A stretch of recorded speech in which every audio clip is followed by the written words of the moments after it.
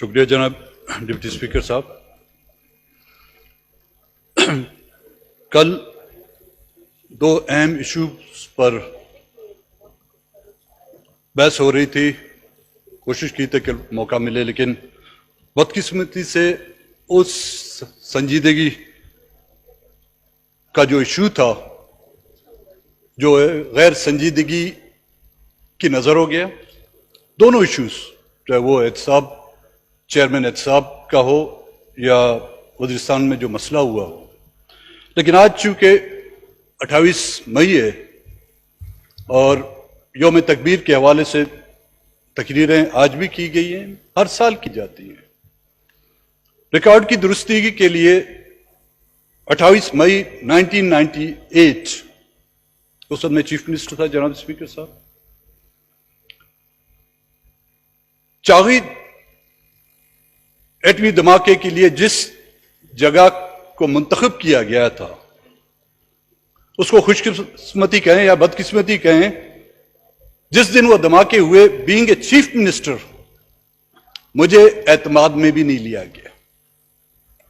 اور جس پر ہم نے جب احتجاج کیا، اعتراض کیا، ہمیں کیا پتا تھا. وہ شعر کہتے ہیں کہ قدم قدم پر پیرے ہیں ان راہوں پر، دار و رسن کا ہے یہ نگر خاموش رہو. اس احتجاج پر جو ہے ہمیں حکومت سے ہاتھ دھونے پڑے، اور اس کا جو ہے حوالہ میاں محمد نواز شریف جو اس وقت وزیر اعظم تھے، اپنی تقریروں میں، اپنے انٹرویو میں بھی یہ حوالہ دیا کہ جی ان سے یہ غلطی ہوئی ہے. حالانکہ اور قصور ہمارا نہیں تھا، صرف اس احتجاج کیا گیا تھا ہماری طرف سے. چاغی جس کے مونومنٹس پاکستان کے کونے کونے میں بنائے گئے تھے، وہ سجائے گئے تھے. پاکستان کا شاید ہی کوئی ایسا شہر ہو جہاں پر چاغی کے مونومنٹس نہیں بنائے گئے ہوں.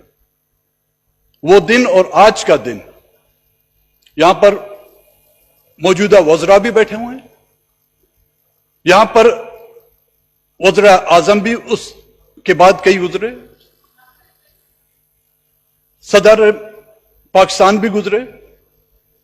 مجھے کوئی ایک یہاں پر اس ایوان میں ہاتھ اٹھا کر یہ بتائے. آج تو تعریفیں کی جا رہی ہیں، کریڈٹ لیا بھی جا رہا ہے، کریڈٹ دیا بھی جا رہا ہے، مجھے اس سے انکار نہیں. چاہے ایٹمی دھماکوں کی بنیاد کس نے رکھی ہے اور ایٹمی دھماکے کس دور میں ہوئے ہیں، وہ ان کو مبارک ہو. لیکن اس خطے جس کا سینہ چاک کر کر وہاں پر ایٹمی دھماکے کیے گئے، کیا کسی وزیر نے، کسی وزیر اعظم نے، کسی صدر نے، کسی مشیر نے اس علاقے کا پھر دورہ کیا؟ اس کے بعد وہاں پہ قدرتی آفتیں بھی آئی ہیں جناب اسپیکر، قحط آئی ہے، سیلاب آئے ہیں، قدرتی آفتوں کے ساتھ ساتھ سرکاری آفتیں بھی آئی ہیں. کینسر سے لوگ جو ہیں وہاں پر، وہاں کی عوام مبتلا ہے. اس سال جو سیلاب بلوچستان میں آیا ہے، اس کا جو مین امپیکٹ تھا وہ چاغی کا علاقہ ہے. کسی نے اس ایوان میں بیٹھ کر اس چاغی کے مظلوم اور محکوم عوام کے بارے میں کوئی بات کی نہیں کی. صرف 28 مئی کو جو ہے ہم یوم تکبیر مناتے ہیں، اللہ اکبر کے نعرے لگاتے ہیں، پاکستان کو ایٹمی طاقت قوت کا جو ہے ہم بات کر کے ہوئے فخر محسوس کرتے ہیں. لیکن اس عوام سے جا کے پوچھیں جو پینے کے پانی کے لیے محتاج ہیں، جن کو بنیادی سہولتیں میسر نہیں، جن کے بچوں کو تعلیم کے لیے جو اسکول میسر نہیں، جن کے بیماروں کو جو ہے ہاسپٹل اپنی جگہ پر، ان کو ایک ڈسپنسری جو ہے مہیا نہیں. وہ احساس محرومی جس کا ہم ذکر کرتے آ رہے ہیں جناب اسپیکر، وہ احساس محرومی، بلائے فائرنگ کہاں سے ہوئی، لاٹھی کس نے چلائی، گولی کس نے چلائی، اس پر ایک سوالیہ نشان ہے. لیکن کیا وہ وزیرستان کے لوگ، کیا اس ملک کے بنانے میں، مجھے یہ بتایا جائے جب 1948 میں کشمیر کو حاصل کرنے کے لیے کن قبائلیوں کا سہارا لیا گیا تھا؟ یہی وہ قبائلی ہیں جو آج غدار کہلائے جا رہے ہیں. یہی وہ قبائلی ہیں جن کو جو ہے آج گولیاں ماری جا رہی ہیں. یہی وہ قبائلی لوگ ہیں جن کو آج غداری کے لقبات سے نوازا جا رہا ہے. جناب اسپیکر صاحب، اگر اس ملک میں غداروں کی تعداد کو گنا جائے تو میں شروع سے شروع کروں گا. جی، ملک کے بانی فاؤنڈر محمد علی جناح کی بہن کو کیا ملک دشمن قرار نہیں دیا گیا تھا؟ کیا اس کو بھی غدار، اور کس کی طرف سے وہ الزامات لگائے گئے؟ میں آپ کو ایک بڑی فہرست ہے پاکستان کے غداروں کی بتا دیتا ہوں جناب اسپیکر. باچا خان بھی غدار، ولی خان بھی غدار، غوث بخش بزنجو بھی غدار، عطا اللہ مینگل بھی غدار، خیر بخش مری بھی غدار، اکبر بگٹی بھی غدار، ذوالفقار علی بھٹو بھی ملک دشمن اور غدار، نواز شریف و بے نظیر جو ہے سیکورٹی رسک اور وہ بھی غدار، الطاف حسین بھی غدار. اور ظاہر جب وہ غدار ہوئے تو ان کو منتخب کرنے والے، ان کو ووٹ دینے والے بھی غدار ہو گئے نا. اور کیا یہی وہ لوگ نہیں جنہوں نے اس ملک کا آئین بنایا، جس آئین کو ابھی بھی ہم لہراتے اس کی سبز جلد کو لوگوں کو دکھاتے ہیں؟ کیا اگر وہ غدار ہیں تو ان کو منتخب کرنے والے بھی غدار قرار دیے گئے؟ تو اس کا مطلب کہ اس ملک کی 80% آبادی جو ہے غدار ہوئی اور محب وطن صرف اور صرف 20% رہ گئے. اور عجیب تماشا ہے اسپیکر، جب یہاں ہوتے ہیں تو غدار، جب وہاں ہوتے ہیں تو محب وطن. بہت ہی کم فاصلہ اس کا. اور پھر وہاں سے اٹھ کے جب یہاں پہ آ جاتے ہیں تو پھر وہ غدار. آج میرے پی ٹی آئی کے دوست وہاں پر بیٹھے ہوئے ہیں. معذرت کے ساتھ یہ جو الزامات لگائے جا رہے ہیں لوگوں پر، کل آپ کو پھر یہاں پہ آنا پڑے گا اور پھر تیاری کر کے آئیں کہ یہ الزامات پھر آپ پر بھی لگیں گے، پہلے بھی لگے یہاں پہ. یہ مسئلوں کا حل نہیں جناب اسپیکر صاحب. ہم سیاست کرتے ہیں اور چاہتے ہیں کہ وہ مسائل جو دیرینہ ہیں ان کا حل جو ہے مذاکرات اور بات چیت سے ہونا چاہیے. کیوں نہ ہم یہاں پر گھنٹوں گھنٹوں بحث کرتے ہیں وہ اہم ایشوز جن پر پاکستان پہلے ہی 2 لخت ہوا، اور اب بھی وہ تلواریں جو ہیں آپ کے اور ہمارے سروں پر لٹک رہی ہیں.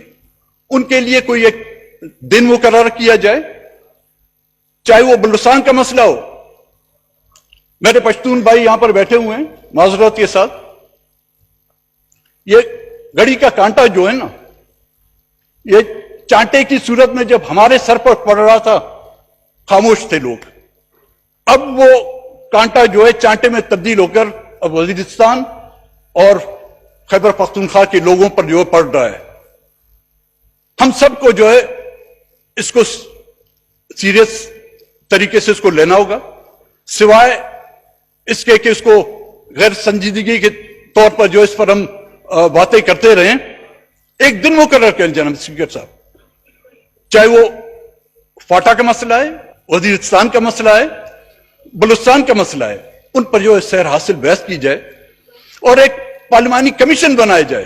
ہم نہیں چاہتے کہ ہم جیسے لوگوں کو، محب وطن لوگوں جو اس پارلیمنٹ بھی ہیں، پارلیمنٹ سے باہر بھی ہیں، ان کا ایک کمیشن بنایا جائے جو یہ جو واقعہ ہوا ہے اس کی چھان بین کرے.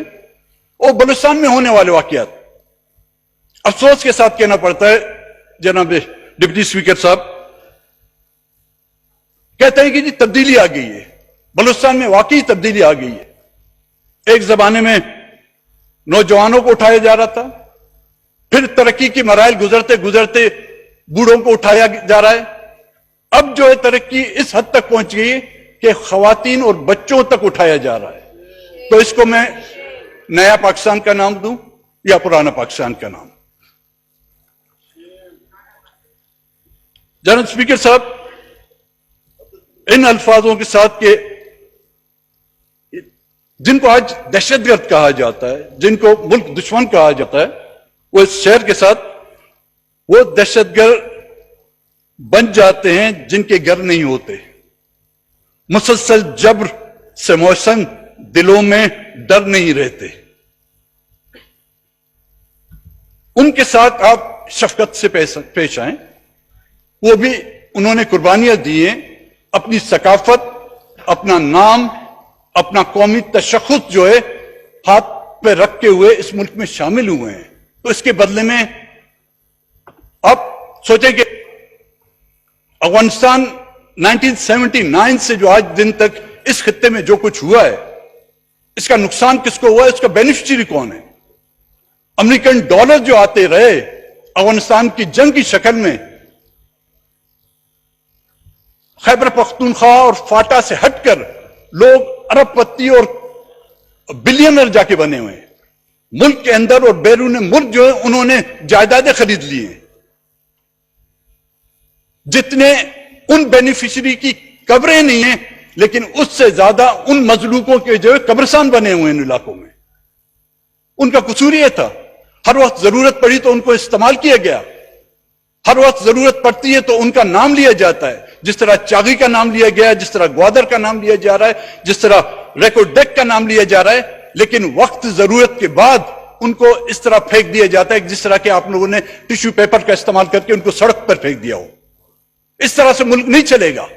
ملک کو چلانا ہے تو ان تمام بسنے والی اقوام کو ان کے جائز حقوق نہ کہ صرف کاغذوں میں بلکہ عملی طور پر ان کو جب تک نہیں دیے گئے، ان کی احساس محرومی کو گولیوں اور لاٹھیوں سے ختم نہیں کیا جا سکتا. ان کی احساس محرومی کو سوائے تقریروں سے ختم نہیں کیا جاتا جب تک کہ عملاً وہاں پر اس احساس محرومی کا خاتمہ نہیں کیا جاتا. اس کے ساتھ ساتھ جناب اسپیکر، دوسرا مسئلہ جو احتساب چیئرمین احتساب کا تھا، چاہتا تھا بات کروں لیکن رمضان کا مہینہ ہے، کہیں کسی کا روزہ نہ مکروہ نہ ہو جائے، اس لیے میں اس پر بات نہیں کرنا چاہوں گا. جی جناب.